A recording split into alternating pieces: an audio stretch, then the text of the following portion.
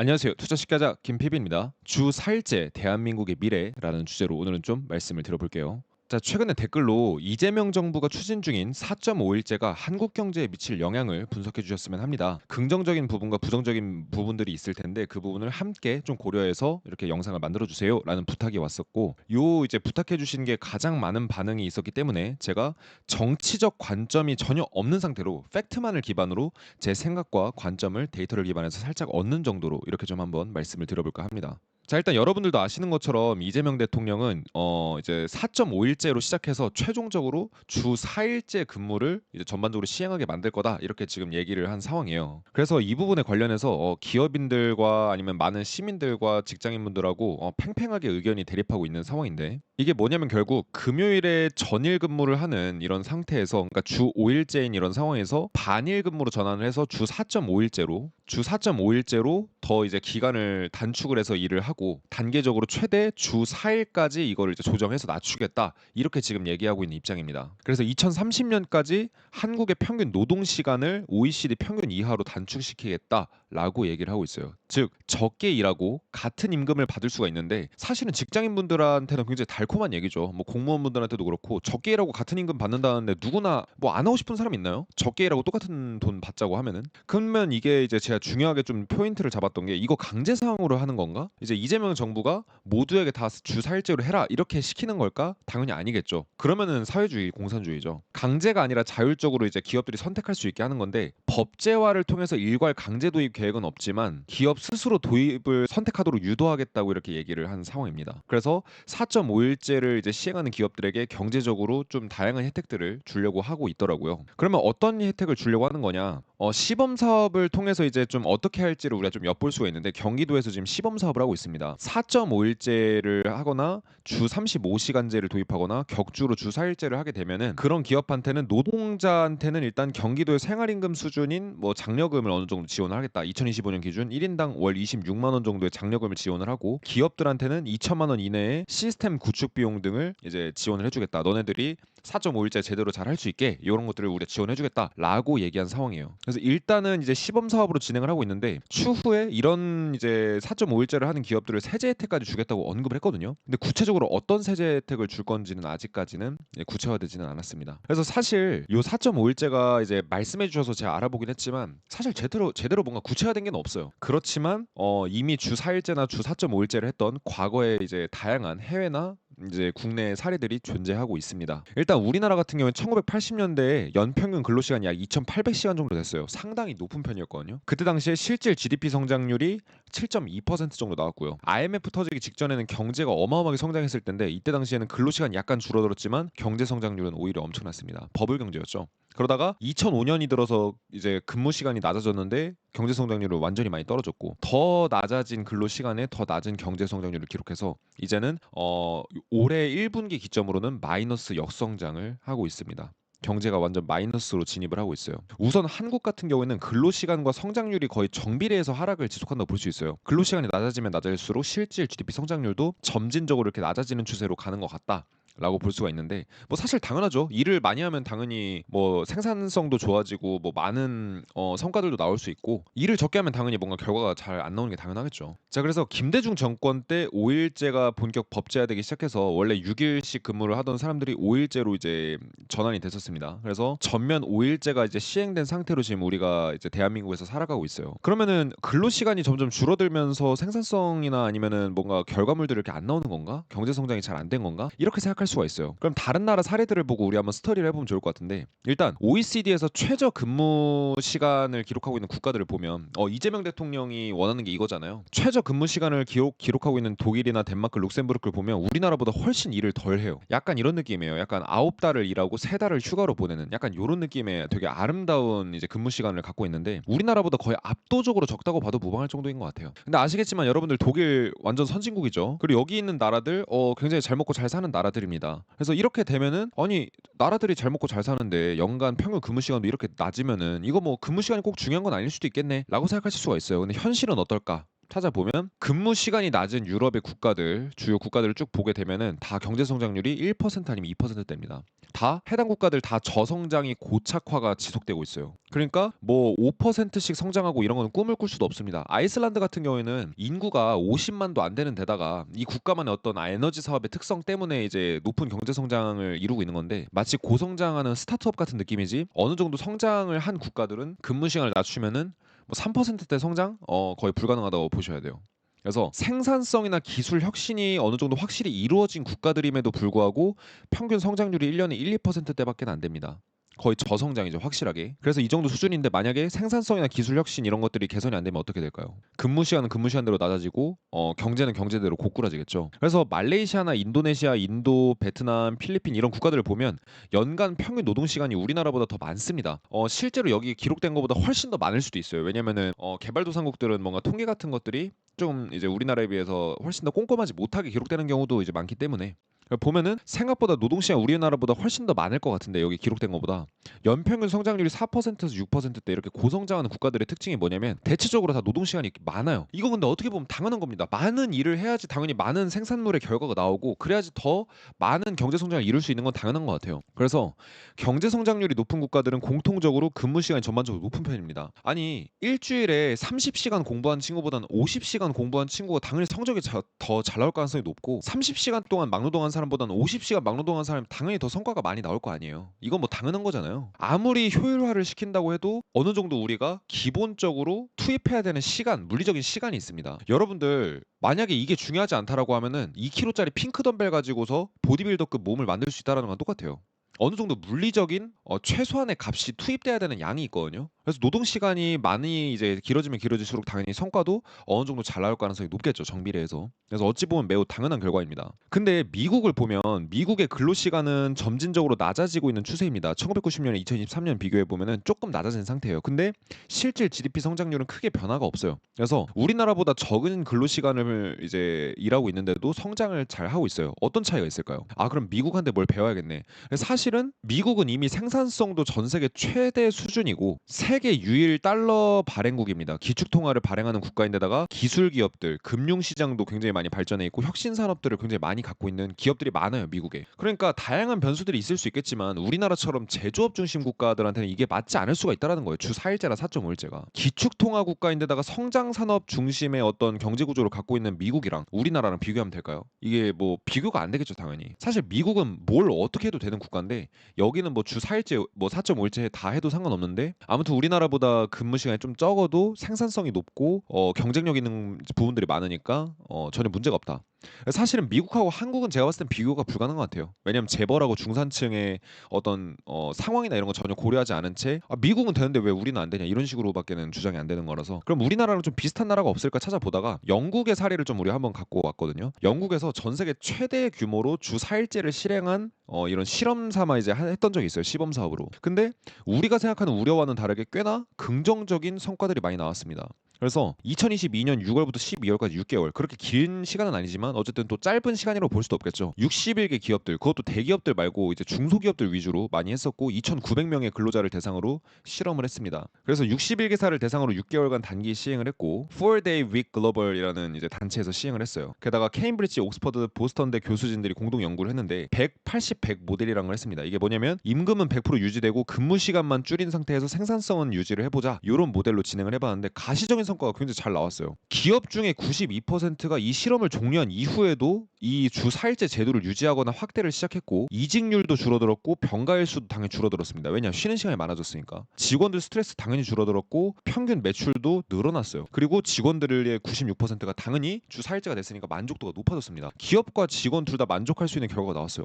뭐야? 이재명 대통령의 이 이제 정책을 비판하던 사람들은 이걸 보면 되게 벙칠 수가 있어요. 뒤에서 설명드릴게요. 근데 사실은 부작용이 있었던 사례도 분명히 있습니다. 업무 5일 해야 될 거 4일 만에 끝내야 되니까 여유가 없으니까 당연히 스트레스도 그냥 좀 더 많아지는 경향도 이제 있는 사례도 있었다라고 하고, 그다음에 물류나 제조나 헬스케어 이런 쪽은 주 4일제 도입이 거의 불가능한 수준이었다라고 해요. 그리고 일부 기업들 같은 경우는 이게 주 4일제로 바뀌면서 성과 평가에 대한 부분이 애매해지다 보니까 내부 갈등도 생겼고, 서비스를 제공하는 이제 파트의 경우에는 휴무 동안 고객 대응하는 게 아무래도 품질이 저하될 수밖에 없다 보니까 이렇게 현실적으로 불가능한 업종이나 현실적으로 불가능한 상황들은 있었던 것 같아요. 근데 여기서 흥미로운 사실이 뭔지 아세요? 이 4-Day Week 글로벌이라는 단체는 조사 기관이 뭐 케임브리지라는 이런 대학교에서 같이 공동 연구를 했다라고 하지만 기본적으로 이 비영리 단체 이름 자체가 주 4일제 글로벌이잖아요. 이 단체가 뭐 하는 데냐면 이 주 4일제를 도입하는 거를 기업들한테 컨설팅해주고 코칭해주고 교육하는 걸 판매하는 이 단체예요. 그러니까 이걸로 먹고 사는 이제 단체라고 보시면 되거든요. 그러니까 당연히 긍정적인 결과가 강조될 가능성이 높겠죠. 왜냐? 주 4일제를 이제 도와주는 기업이거든요. 주 4일제를 도와주는 단체인데 그 단체에서 주 4일제가 긍정적이라는 연구를 해야지만 당연히 먹고 살 수 있다 보니까 그래서 이런 결과가 나왔다고 보시면 될 것 같고요. 국가별 문화 특성이나 산업 구조나 이런 것들에 따라서 주 4일제가 가능할 수 있을지 없을지 이 여부는 좀 달라질 거로 보이는데 옆 나라의 일본 사례도 있어요. 일본 같은 경우는 우리나라랑 되게 비슷한 경제 구조를 갖고 있는데 국가 차원에서 일본이 이제 요 한때 주 4일제를 이제 장려를 시작했습니다. 카로시 즉 과로사가 사회적 문제로 대두가 되면서 본격적으로 이제 주 4일제를 이제 좀 장려하기 시작했고 우리가 잘 알고 있는 파나소닉이나 이제 일본에서 굉장히 잘 나가는 미주호 금융그룹 이런 데서 다양한 기업들이 시범을 해봤는데 결과는 어떻게 됐냐? 대기업들 같은 경우는 그래도 시범 도입을 잘 했어요. 자금도 넉넉하고 아무래도 이제 원래 원체에 좀 이제 복리후생이 좋잖아요. 근데 중소기업은 이 제도를 거의 못 썼다고 합니다. 당연하죠. 아니 주 5일제로 일을 해도 빡빡한데 야근해도 빡빡한데 어떻게 주 4일제로 돌리겠습니까? 그렇죠? 그리고 대기업들 같은 경우에는 이제 급여 보전 여부가 부서별로 자율적으로 결정이 됐었지만 중소기업 같은 경우에는 주 4일제로 돌리게 되면 당연히 그거에 맞춰서 급여도 떨어뜨릴 수밖에 없었다. 그래서 중소기업들이 대체적으로 요 이제 주 4일제를 전혀 시도해보지 못했고 이 이후에 후생 노동성 조사에서 보면은 결국은 주 4일제를 8% 미만만 즉 100개 정도의 기업이 있다라고 하면 8개 이하의 기업들만 이제 시범적으로 했었고 그것도 대부분 다 대기업에서 했었다. 그리고 대부분 실질적으로 실패로 돌아가게 됐습니다. 왜 그러냐면 파나소닉의 사례를 보면 알 수 있는데 제조나 현장 직원들은 사실 적용이 불가해요. 당연하죠. 아니 공장을 일단 만들어 놓고 공장 월세도 내야 되고 공장 전기세 뭐 다양하게 기본적으로 들어가는 비용이 있기 때문에 주 5일제에서 4일제로 바꾸면 비용이 굉장히 비효율화됩니다. 주 4일제로 할 이유가 없어요. 그래서 일부 부서만을 허용을 했는데 그러다 보니까 아니 왜 저 부서에서는 되고 나는 안 되냐 이런 식으로 형평성 측면에서 갈등이 생기게 되고 결국 파나소닉 전체 6만 3천 명 직원 중에 무려 150명 정도밖에 안 되는 인원만 4일제 옵션을 선택해서 했어요. 결과적으로 흐지부지 됐고 유명무실 됐습니다. 그리고 파나소닉뿐만 아니라 대부분 다른 일본 기업들도 마찬가지의 결과를 만들었다라는 거예요. 왜냐? 일본이랑 우리나라랑 되게 문화가 비슷한데 휴일을 늘려서 내가 쉬어버리면 팀이 나 때문에 고생한다 이런 이제 죄책감 이런 시선들 이런 것들도 받는 데다가 사실 우리나라도 막 늦게까지 일하고 이러면 되게 좀 약간 저 사람 되게 성실하다 열심히 일하나 보다 이런 인식이 있잖아요. 일본도 똑같아요. 근데 막 이제 주 4일째 일해버린다 열심히 일 안 하는 느낌이 좀 들죠. 그리고 또 휴일이 늘면 업무를 계속해서 미루고 해야 되기 때문에 피로도가 좀 또 늘어나게 되고 업무를 이제 상당히 고강도로 이제 해야 되는 특징이 있고 게다가 공공이나 서비스 직군이 그나마 좀 이제 도입해볼만 했었는데 여기 같은 경우에도 업무 공백 유지에 어려움이 존재하기 때문에 늦게 많이 일하는 문화가 이제 일본이랑 우리랑 비슷한 점이 있거든요. 그래서 한국은 이런 부분이 조금 힘들지 않을까. 한국도 마찬가지지 않을까. 문화나 사회 인식 변화 없이 그 어떤 제도, 어떤 법 제도를 도입해서 뭔가 이걸 지원해준다고 해도 유명무실해질 수밖에 없는 이유입니다. 게다가 독일 같은 경우의 사례를 보면 독일도 주 4일제라 4.5일제를 시도를 하고 지금도 이제 지속 중인데 독일이 또 이제 주 4.5일제에서 되게 좀 많은 부작용을 만들고 있고 되게 신중한 스탠스거든요. 왜 그러냐면 독일도 우리나라랑 마찬가지로 제조업 중심이에요. 근데 공장에 계속 이제 매달 매달 들어가는 비용이 있는데 주 5일제로 돌리다가 주 4일제로 돌릴 필요가 있나요? 그럴 필요가 없죠.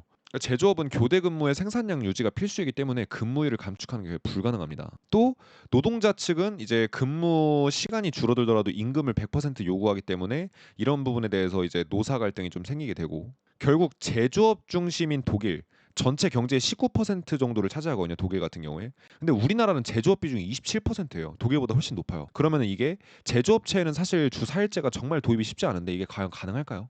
쉽지 않을 수밖에 없는 이런 여건이 되는 거죠. 그래서 IT 기업들 중심으로 유연근무제 같은 경우는 적정 수준에서 이미 이제 한국에서 좀 시도되고 있는 기업들이 많이 있어요. 근데 결국 구조적으로 불가능한 기업들이 한국의 대부분일 겁니다. 우리나라는 제조업체 아니면 자영업자거든요. 제조업체랑 자영업자가 경제의 대부분을 차지하고 있습니다. 그렇기 때문에 아무래도 이게 좀 적용이 쉽지 않을 것 같다. 그래서 관계자들이랑 전문가들이 이 부분에 대해서 우려를 하고 있어요. 어떤 걸 우려하냐면 자 이미 우리나라 생산성은 OECD 38개국 중에서 33위를 차지하고 있습니다. 즉 생산성이 안 좋아요.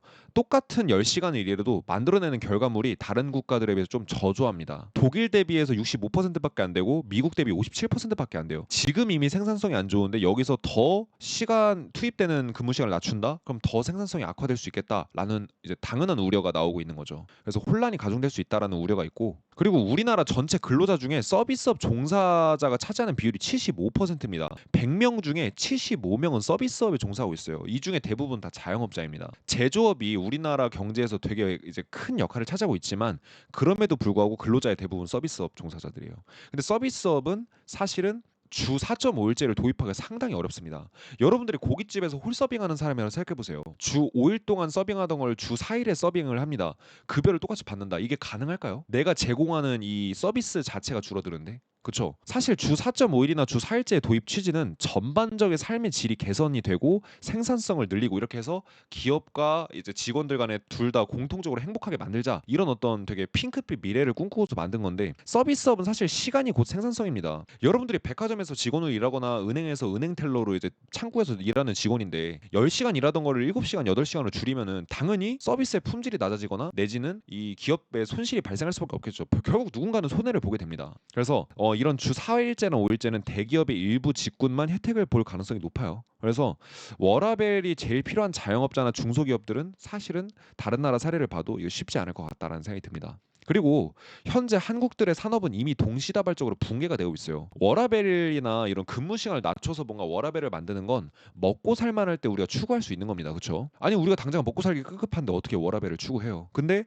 현재 한국의 기업들이 무너져 가고 있습니다. 국가적 차원에서 워라밸을 만들 거면 우리나라 기업들이 일단 먹고 살만 해야 되는데 그렇지가 않다라는 거예요. 자, 지금 우리나라 현재 제조업이 주력인 우리나라 상황에서 모든 분야에 우리가 경쟁력을 뺏기고 있어요. 2차 전지, 전기차, 배터리, 석유화학, 조선업, 디스플레이, 반도체, 전기차, 태양광 산업뿐만 아니라 기계 중장비, 소비재 제조업, 항공부품, 드론, 제조 분야에선 중국이나 다른 국가에 지금 경쟁력을 다 뺏기고 있습니다. 특히 산업 스파이 때문에 더 심각한데 전방위적인 산업에서 모두 시장 점유율을 다 뺏기고 있어요. 그러니까 총체적 난국이 벌어질 만한 건 이미 정해진 미래인 상태거든요. 여기에 주 4일제는 전 조금 조심스러운 입장이라고 생각합니다. 그러니까 제가 긍정면, 부정면 다 말씀드린다고 했잖아요. 긍정면은 앞에서 말씀드린 것처럼 영국의 사례를 말씀드렸고, 부정면 자체는 부정적이라기보단 조금 우려되는 점들을 이렇게 계속 이제 제가 팩트 차원에서 말씀드리고 있는 건데 여러분들은 어떻게 생각하실지 좀 궁금해요. 그리고 우리나라 같은 경우는 실질적으로 그래도 살아남을 구멍이 있습니다. 왜 그러냐면 하버드 벨퍼 센터라는 곳에서 이제 연구한 결과를 보게 되면 AI 분야가 전 세계에서 5위 정도를 차지하고 있습니다. 우리나라가 되게 좀 뒤떨어진다고 생각하지만 AI 분야에서 나름대로 좀 잘 나가고 시도하려는 기업들이 꽤나 있고, 반도체,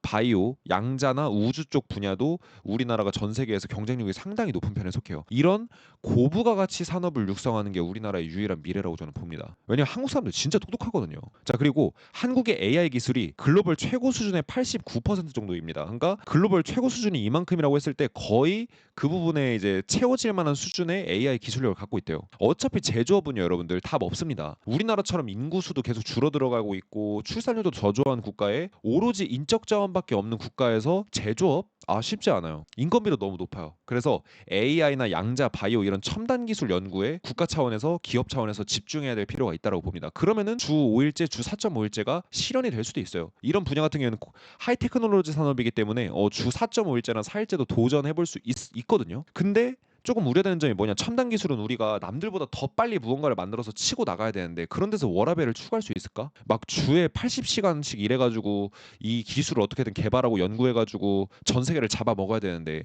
이 워라밸을 추구할 수 있을까요? 아마 쉽지 않을 수 있을 겁니다. 제가 봤을 때는 좀 쉽지 않을 것 같다는 생각이 들어요. 그래서 주 4일제를 국가적인 차원에서 권고하고 지원해주는 정도라고 하면은 어차피 경제에 미칠 영향은 크게 없습니다. 왜냐? 이 주 4일제랑 4.5일제를 할 수 있는 기업 자체가 얼마 없거든요. 하지만 이게 법제화돼서 아예 주 4일제랑 주 4.5일제를 안 하면 페널티가 생긴다? 이런 식이라고 하면은 아마 한국 경제에 상당한 고비가 있을 겁니다. 사실 저는 이런 결과가 벌어질까? 저는 이런 결과가 벌어지면 이거는 말이 안 되는 일이라고 생각을 해요. 그건 민주주의나 자본주의랑 상당히 어긋나는 이런 상황이죠. 그래서 아마 법제화될 가능성은 없고 약간 주 4.5일제나 4일제를 하는 기업들이 상당히 많은 지원을 해주는 정도까지는 가능할 수 있겠다는 생각이 들어요. 그래서 여러분들이 이 주 4일제나 4.5일제에 대해서 어떻게 생각하시는지 이 부분을 여러분들의 의견을 댓글로 한 번씩 남겨주시면 너무 감사하겠습니다. 자, 그리고 저희 채널 이렇게 잘 들어주시고 경제나 투자 공부하는데 좀 도움을 많이 받고 싶다 하시는 분들은 저희 채널 구독 한 번씩 부탁드리고요. 저희 채널 상단 보시면 이렇게 파란색 링크가 있거든요. 요걸 클릭하시면은 요즘에 이제 사람들 다 먹고 살기 힘들고 하잖아요. 그래서 이제 쓸 돈이 많이 여력이 안 되시는 분들이 많은데 이 강의는 제가 이제 운영하는 강의인데 여러분들이 실질적으로 내시는 돈이 한 푼도 없는 강의입니다. 수강료를 다 100% 환급해드리고 있어요. 바르미츠바 입문과정이라는 강의인데 경제 위기가 닥쳤을 때 실제로 지금 우리나라가 경제가 이제 위험해져 가고 있잖아요. 이런 경제 위기가 닥쳤을 때 투자해서 큰 돈 번 사람 제시 리버모어라는 이제 월가의 유명한 투자자가 있습니다. 이 사람의 실제로 이 사람이 이제 대공황 당시에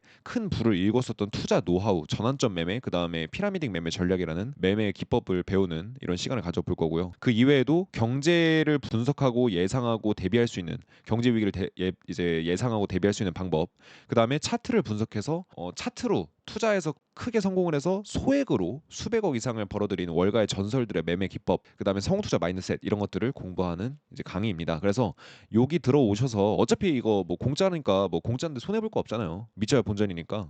유튜브 저희 채널 들어와 주셔서 요 이제 링크 클릭하셔서 내용 확인해 보시고 신청하시거나 아니면은 1577-0471로 입문 이렇게 문자를 남겨주시면은 요 관련된 부분 제가 안내 드려서 저희 담당자가 요 강의 부분에 대해서 설명해 드릴 테니까 아마 참여해 보시면은 많은 도움이 되실 겁니다.